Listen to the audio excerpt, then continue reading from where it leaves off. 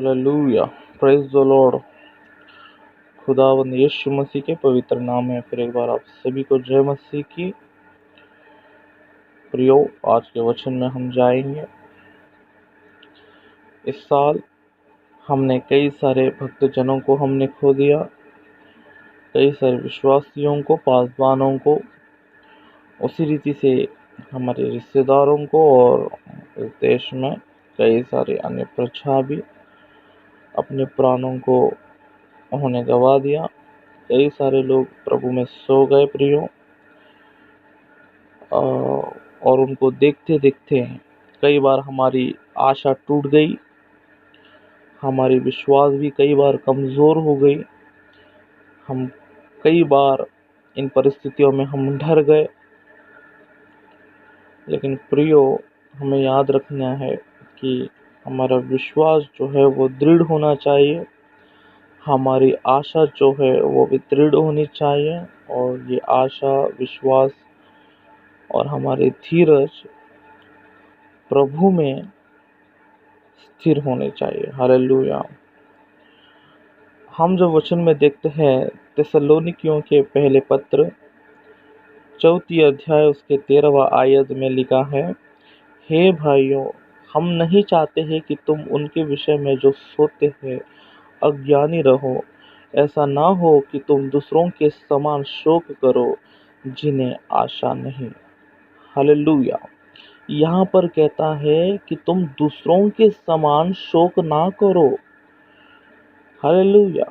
यहाँ पर शोक करने से मना नहीं कर रहा है, लेकिन अन्य जातियों के समान हमें शोक नहीं करना है, हमें दुख नहीं मनाना है, क्योंकि हम अज्ञानी नहीं हैं। हालेलुया। कई बार हम इस वचन को पढ़कर हम यह सोचते हैं कि देखो, हमारे घर में भले ही कोई प्रभु में सो जाए, तब भी कई लोग क्या करते हैं पता, शोक नहीं मनाते। वो सोचते हैं कि प्रभु में सदा आनंदित रहने के लिए कहा है, और यहाँ पर अज्ञानी मत रहो, अन्य जातियों के समान तुम शोक ना करो करके लिखा है। तो कई सारे लोग सोचते हैं कि अगर हमारे घर में कोई सो भी गया तो हमको सदा आनंदित रहना है करके कई सारे अलग अलग प्रकार के एक्टिविटीज कर कर वो बड़े धूमधाम से फिर से रहने लगते हैं। हालेलुया। यानी कोई दुख उनके अंदर रहता नहीं है। आमीन।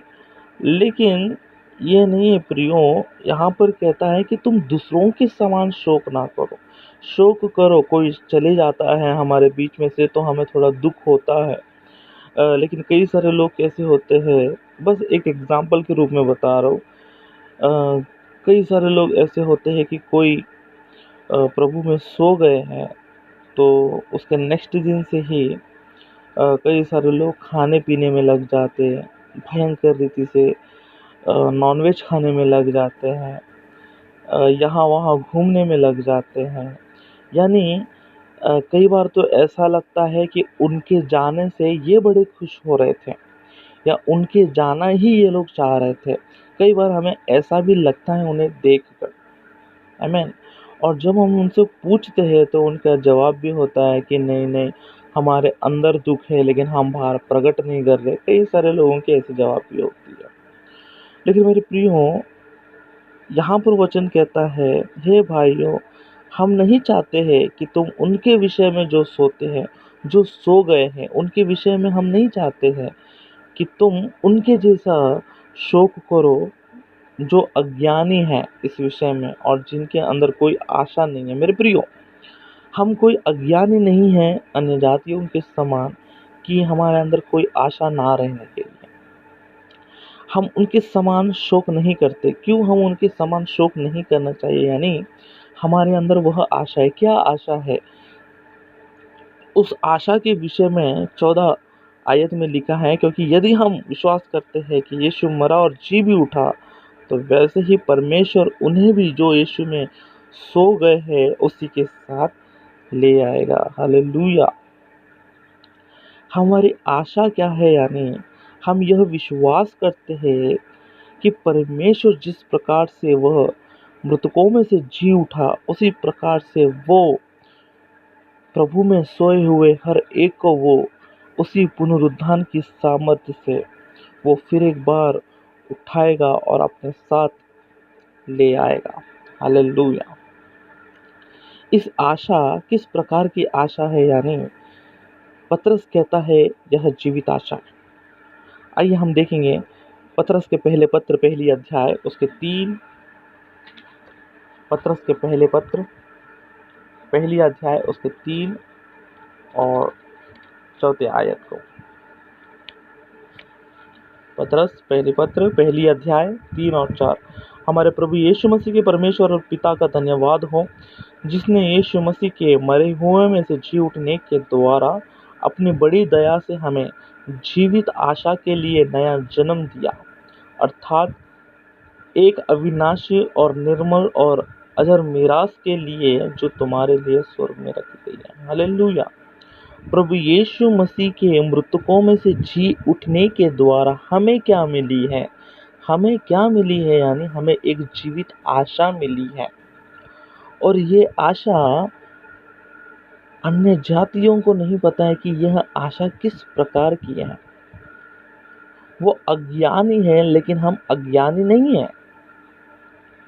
इसलिए पौलुस कहता है कि तुम उस प्रकार से शोक ना मनाओ जैसे कि अज्ञानी मनाते हैं, परंतु हमारे लिए एक आशा रखी गई है। हालेलुया, रखी गई है।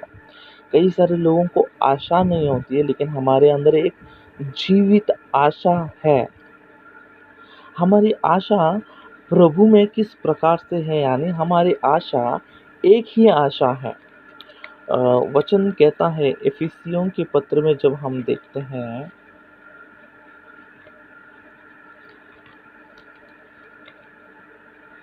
जब हम इफिसियों के पत्र में जब देखते हैं 4 अध्याय उसका 4 वचन में लिखा है, एक ही देह है और एक ही आत्मा, जैसे तुम्हें जो बुलाए गए थे अपने बुलाए जाने से एक ही आशा है। हालेलुया। हमारे जीवन में कोई दूसरी आशा नहीं है। हम संसार में कुछ आशा रखकर फिर हम परमेश्वर पर कुछ आशाएं नहीं रख सकते हैं। हालेलुया।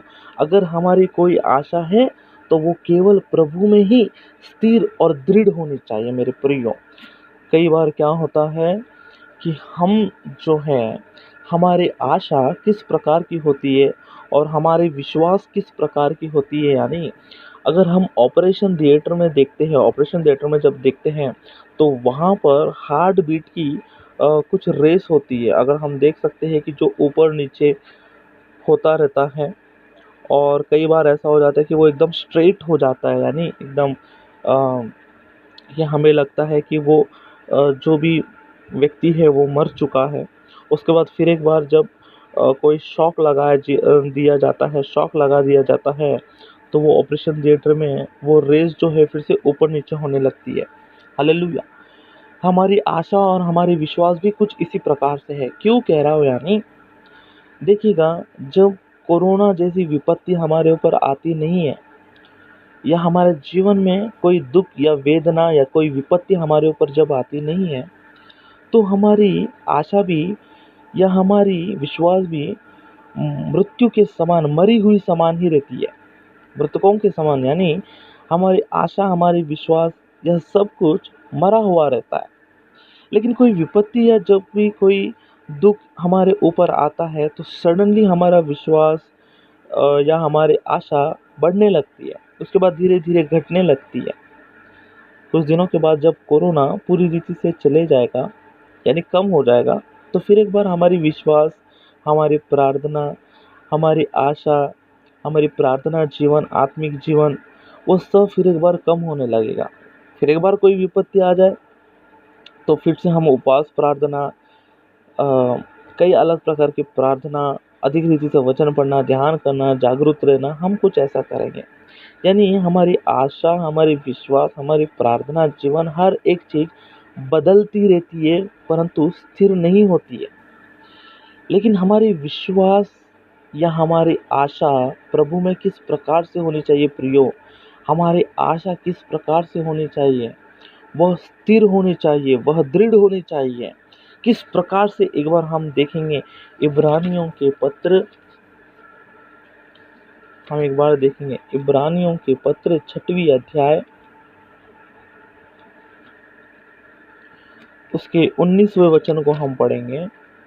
लिखा है, वह आशा हमारे प्राण के लिए ऐसा लंगर है जो स्थिर और दृढ़ है और पर्दे के भीतर तक पहुंचता है। हालेलुया। वह आशा किस प्रकार से है, यानी हमारे प्राण के लिए एक ऐसा लंगर है जो कि स्थिर और दृढ़ है। स्थिर और दृढ़ आशा है, वो लंगर के समान काम आता है। लंगर कब काम में आता है, यानी जब हमारे पास नाव होगा और जब यह नाव समुद्र में निकलती है तो वहां पर कोई तूफान आ जाए या कोई बहुत बड़े वेव्स हमारे ऊपर आने लगे, तूफानी आने लगे उस समुद्र में, उस नाव पर, तो वो लंगर बहुत ही इस्तेमाल होता है कि जहाज को स्थिर रखने के लिए समुद्र में। यह समुद्र संसार है। हालेलुया। और ये जहाज जो है विश्वास रूपी जहाज है। ऐसा पौलुस तीमुथियुस से पहले पत्र में पहली अध्याय में लिखा है। हालेलुया। हमारे विश्वास रूपी नाव या जहाज डूबना नहीं चाहिए। अगर हमारे विश्वास रूपी जहाज को इस संसार नामक समुद्र में डूबना नहीं है तो हमें आशा नामक लंगर को लेकर, जो स्थिर और दृढ़ होता है, उसे लेकर हमें चलना होगा। हालेलुया। अगर यही आशा ही हमारे अंदर नहीं रहेगी, अगर यह आशा हमारे अंदर नहीं होगी, तो हमारी विश्वास रूपी जहाज भी डूब जाएगी। आमीन। इसी के लिए इस वर्ष में जब कई सारे लोगों को हमने खो दिया तो कई सारे लोगों की आशा टूट गई, कई सारे लोगों के विश्वास रूपी जहाज डूब गए, कई सारे लोगों के अंदर एक संदेह, एक शंका आने लग गया। हालेलुया। प्रभु के प्रति वो प्रेम कम होने लग गया। आमीन।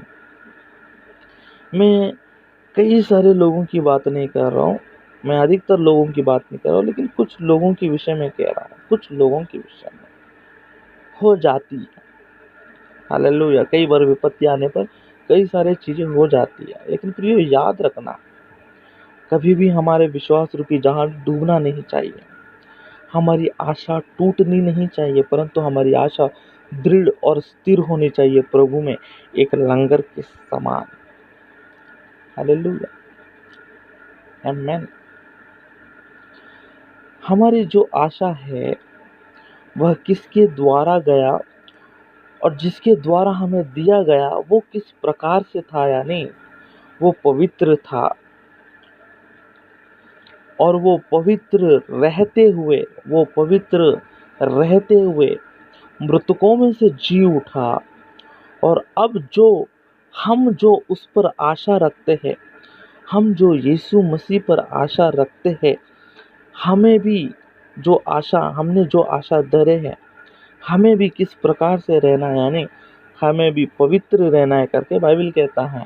पहली यूहन्ना 3 अध्याय 3 वचन में लिखा है, और जो कोई उस पर यह आशा रखता है वह अपने आप को वैसा ही पवित्र करता है जैसा वह पवित्र है। हालेलुया।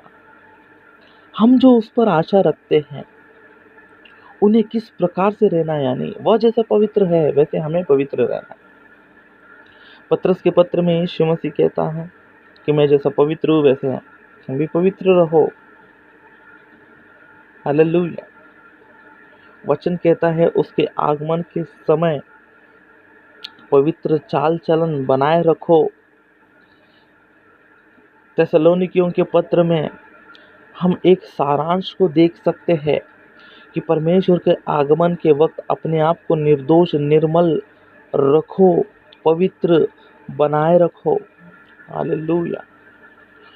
हम पहले थिस्सलुनीकियों के पत्र उसकी 5वीं अध्याय उसके 23वें अध्याय में 5वीं अध्याय उसके 23वें आयत में हम त्रिकरण शुद्धिकरण को देख सकते हैं। त्रिकरण शुद्धिकरण को, यानी पवित्रता, हम देख सकते किस प्रकार की पवित्रता, यानी यह पवित्रता हमारी आत्मा, प्राण और देह में दिखना चाहिए। इसे त्रिकरण शुद्धिकरण कहते हैं प्रियो। इस प्रकार के पवित्र, किस प्रकार का पवित्रता, यानी देह में, आत्मा में और प्राण में पवित्र होना चाहिए। Hallelujah, hallelujah. हमने जो ये आशा रखा है, यह आशा दृढ़ और स्थिर है, और जो इस आशा को धरे हुए चलते हैं उन्हें पवित्र रहना जरूरी है।